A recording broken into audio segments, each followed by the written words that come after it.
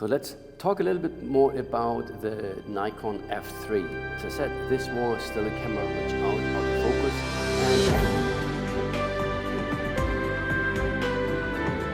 And today I want to talk about Nikon cameras.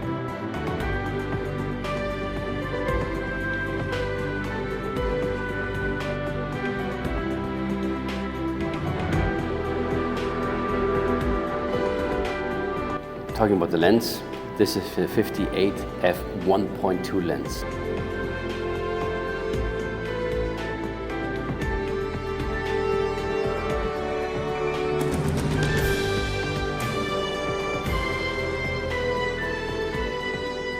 Sawadee-krap, Pomchu Torsten Lagor Pomben Chang Pap T Cinema Studio T Krung Tep. Today I want to talk about Nikon cameras. Here at Cinema Studio, we are shooting all our assignments with Nikon. And I've been working with Nikon cameras pretty much from the beginning of my career. So today, I want to give a little bit of a homage to the Nikon family. I started when I was about 18 years old. I started in photography, first as an apprentice in a photo studio in Hamburg, and then I slowly ventured into press photography. The model we used at the time, the top model from Nikon, was the Nikon F3. That is this camera here. Actually, right now, give me a second. Sorry, I have a bit of a moment with this camera. Okay, jokes aside. This was the best camera money could buy back in the 1980s. So this camera was released in March 1980, and it was a groundbreaking camera in the 35mm field for cameras. So in that time, 35mm was mostly used by press photographers and maybe fashion photographers. Advertising didn't use the 35mm format.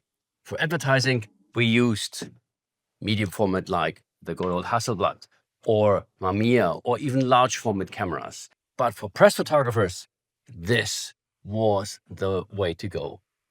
Not only did this camera have the first automatic, so it had an aperture automatic, it was also literally indestructible.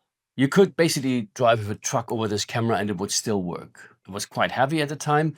This is a camera without autofocus. Autofocus came on the F3 a little bit later on. I think it was 1985, 1986 that they added an autofocus option on this one. But this camera was still manual focus. It was just really, really popular because it had so many accessories. You can get a big motor drive underneath. You could even use this like a bigger film roll on it, so you can use up to 250 images on one film. So at the time, obviously, we used 35mm film, and 35mm film had just 36 frames. This was also the standard for any NASA mission. This was my first professional camera. I can't remember how much it costed me at the time, but I really had to save up for this camera. Next thing came in the 1980s was the F4, and this one is the F5. This is when Nikon started introducing autofocus into their cameras. There was a rivalry between Canon and Nikon. Canon had always had a little bit faster autofocus, and especially for sports photography, Canon was leading the game. Nikon was a little bit late in this one, so they lost a little bit of ground. The F4 and the F5 were really strong cameras at the time as well. They started looking a little bit more like the digital cameras we have today. The difference was on these cameras, instead of rechargeable lithium-ion batteries, you had to put AA batteries in here. As I said, this is a film camera, so 35mm film goes in here. These cameras, like the F5 and the F4, already had a big battery grip, so they were much, much faster than the old winding up cameras. So they were sturdy cameras, but this was also a little bit the end of an era, because with the F5 came the end of the SLRs. Nikon started after the F5 with the D series. Started with a D1, and this one is a D5. The D5 is a camera which we actually still use today in the studio as a backup camera. This is a 20 megapixel camera. Before that, we had the D3X, which was 24 megapixel.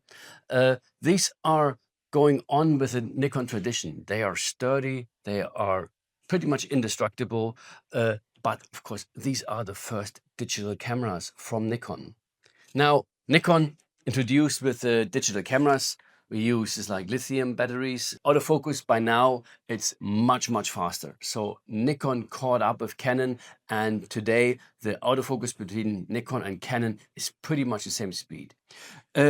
Until the D5, Nikon still used the F mount. So these lenses could go on the oldest camera like the F3. So I can change a lens from the F3 and put it onto my D5 and vice versa. Nikon, as every other camera manufacturer, had to evolve further on.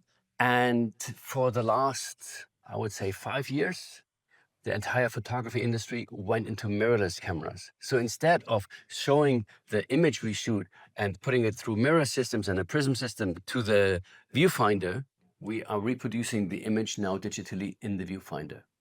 With that, Nikon introduced the Z system.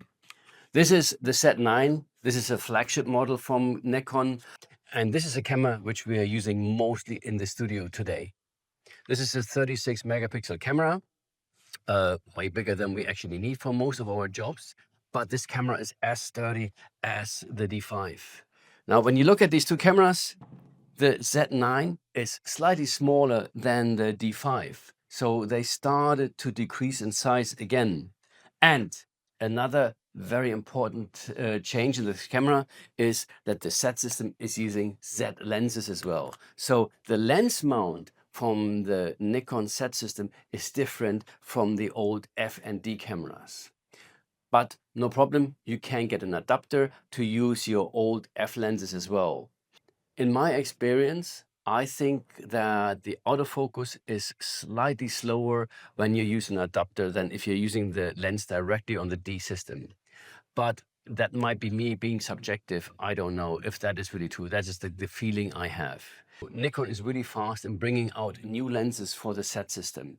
And they're bringing out really interesting lenses as well. So the lenses are very, very light strong. So we are talking about 1.2 lenses in the range from 35, 50, and 85 millimeters. Talking about that, as one funny thing, is like you see this lens here. I want to emphasize on this lens here. This is a 58 f1.2 lens. It's a beautiful piece of glass. Back in the days when this lens was introduced in the 1980s, the technology was not as fast as it is today. And so polishing the glass, polishing the lenses was much more work. This is a lens with beautiful bouquet. It's great for portrait shots. And don't be fooled by the old look of the lens. This lens is still about 100,000 baht today. So actually more expensive than the new lenses you can get today. But the glass on this one is second to none. I want to take a moment and talk about Fotofile at MBK. Fotofile has been my Photoshop ever since I moved to Thailand. I bought countless cameras and lenses at Fotofile, and the service they offer is absolutely second to none. Fotofile provided me with the F3 and the F5. I don't have my old F3 and F5 anymore. I sold them a long, long time ago, and they have this in their museum. So these are basically museum pieces. When you think about it, the Nikon F3 is now 45 years old. I can highly recommend the guys at Fotofile. They stock not only Nikon, they stock Canon as well, and Fuji and DJI. They have any kind of brand you could possibly think about. And they are very competent, and they can tell you which camera is best for your needs. So let's talk a little bit more about the Nikon F3. As I said, this was still a camera which autofocus. Mind you, at that time, zoom lenses were not as good as they are today. So most photographers used fixed focal lengths. Actually, didn't have a hot shoe at the time, so the flash sync was through a cable. Talking about the lens, This is the 58 f1.2 lens. The lens today is still marked at over 100,000 baht if it's in a good condition. Nikon doesn't produce this lens anymore, but this is still one of the best lenses. It's great for portrait photography because if you open the lens up to f1.2, you get this really nice shallow depth of field. The Nikon F3 looks almost like one of the digital cameras today.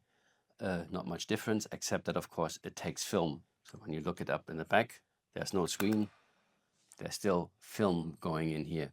It had a DX coding, so it could recognize what kind of ISO speed the film was using. You had a film counter here, and it rewinded the film by itself.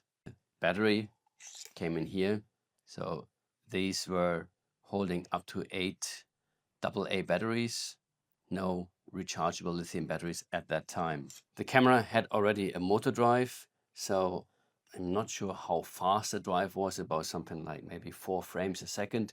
Today we are shooting much more than that, but mind you, at the time we always had to advance the film as well. This is a Nikon D5. This used to be the workhorse here in the studio. Nikon's changed to lithium, rechargeable lithium batteries in the digital series. You have a big screen on the back. You can even put on the live view on this camera.